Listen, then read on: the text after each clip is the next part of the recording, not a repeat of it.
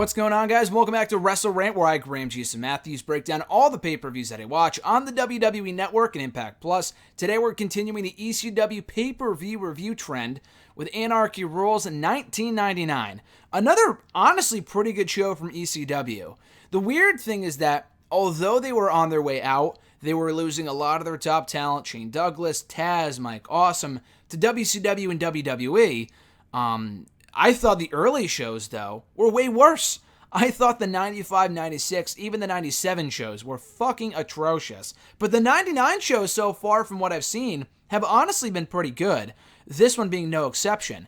We kicked off the show with Lance Storm with Dawn Marie in his corner, taking on Jerry Lynn after the... it was a solid follow-up from the last pay-per-view main event, where Rob Van Dam and Jerry Lynn teamed up to take on the Impact players, Lance Storm and Just Incredible.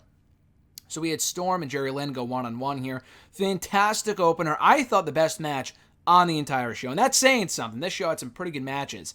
This was a fantastic opener. Very well wrestled. Storm ended up winning with a half Nelson roll-up. It was kind of anticlimactic. It was like, oh shit, it's over.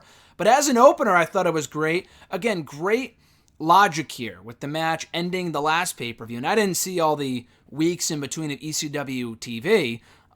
But we saw RVD and Jerry Lynn win the main event of the last pay-per-view, which was Heatwave 99, beating the Impact players, and now Lance Storm gets his win back by beating Jerry Lynn here. So I thought that was great. My only real nitpick of this was the fact that Jerry Lynn lost again. Now, I know he won the match for him and RVD back at Heatwave, but he lost to RVD twice on the two pay-per-views prior to that.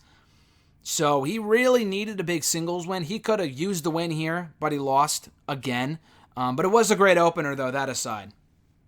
We had Jazz up next, taking on Tom Marquez. So Simon Diamond's out there, first of all. Simon Diamond's out there talking shit. Out comes Jazz. Jazz interrupts him.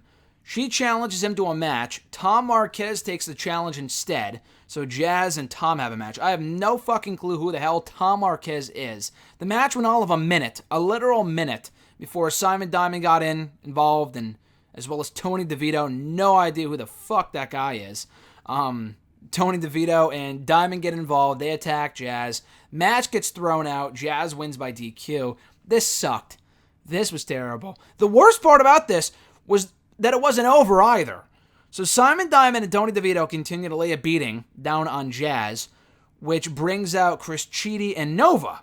That leads to Cheedy and Nova taking on Simon Diamond and Tony DeVito in a match they also did not give two shits about. This went to no contest after more interference. This completely sucked after 4 or 5 minutes. Cheedy, I think, got injured like halfway through, so that might have hindered things. But even prior to that, the match was no good. So Danny Doring and Roadkill, Amish Roadkill, my least favorite name in wrestling ever, come out to attack Cheedy and Nova. Then Nova stands tall after New Jack makes the save, and they lay out everybody. So this whole thing was a fucking mess. I thought this was a really good show.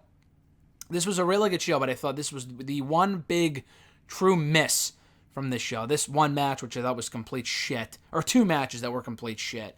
Thankfully, they redeemed themselves here with a great three-way dance between Super Crazy Little Guido with Cell E. Graziano in his corner and Yoshihiro Tajiri. Fantastic match. Tajiri, Super Crazy had matches on these pay-per-views. Super Crazy and Little Guido had matches on these pay-per-views. Little Guido and Tajiri had matches on these pay-per-views. So putting them in a three-way dance only made sense. It was a lot of fun. Little Guido was the first one eliminated via a moonsault from Super Crazy, and then Tajiri won the whole thing by pinning Super Crazy with a brainbuster. No real story told here. It was just one ginormous spot fest, but I thought it was a lot of fun. They all worked well together, and I thought it was a very good match. That got a ton of time to it, almost 15 minutes. Then we saw Sabu with Bill Alfonso in his corner take on Just Incredible with Jason in his corner. This was not that good. I'm honestly not that big of a Sabu fan. I've seen some very good matches of his, but I've seen a lot of bad ones too. I feel like the bad outweighs the good, and the guy tries to go too over the top with the hardcore elements as part of his matches, which is fine, but I feel like he just botches way too much. This match was a fucking train wreck. Just Incredible ended up winning, thankfully. He won with the That's Incredible on a chair, which was kind of a cool spot, to be honest with you. The overall match just kind of bored me, to be honest with you. I thought Sabu did not deliver here. I thought this was largely a shit show because of him. Just really sloppy and just not that good. At least Credible won, though. So then we had for the ECW World Heavyweight Championship, it was supposed to be Tazz and Masato Tanaka, who opened up the show, trying to cut a promo but couldn't because he can't speak a lick of English. I guess neither can I. So it was supposed to be Tazz and Tanaka. Then Mike Awesome arrives out of nowhere in the crowd with Judge Jeff Jones, Triple J, not Double J, Triple J. Judge Jeff Jones and Mike Awesome get Mike Awesome inserted into the ECW World Title match. Now Tazz comes out and just gets completely fucking shit on because everyone already knew he was on his way back to WWE, or not his way back, but his way in to WWE.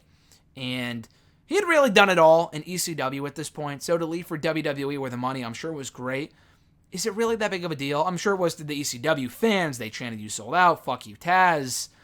I mean, it was smart. I will say this. So it was a three-way dance. That's what it ended up becoming between Awesome, Tazz, and Tanaka.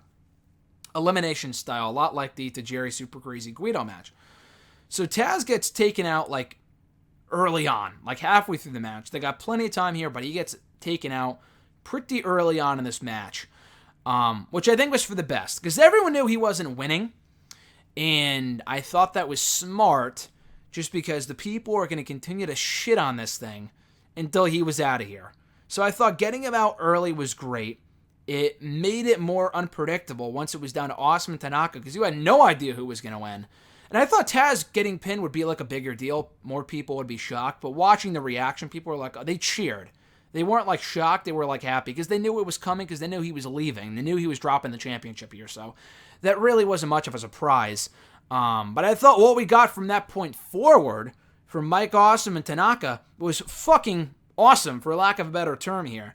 I remember watching their match from One Night Stand 05, the ECW one-off that WWE did years ago, and it was amazing. So to see their original encounters here in ECW, at least one of the first ones, was really cool to see because they worked wonderfully together.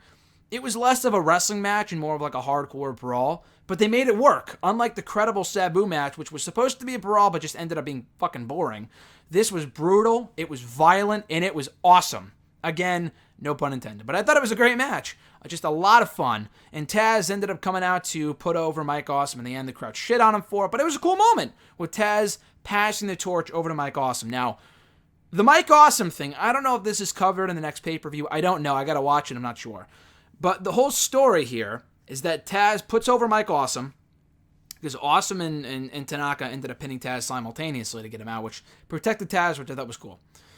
So Tazz puts over Awesome. Awesome wins the championship. Mike Awesome, while ECW champion, ended up going to WCW, signing with WCW, but as part of his deal with ECW, he couldn't bring the title with him.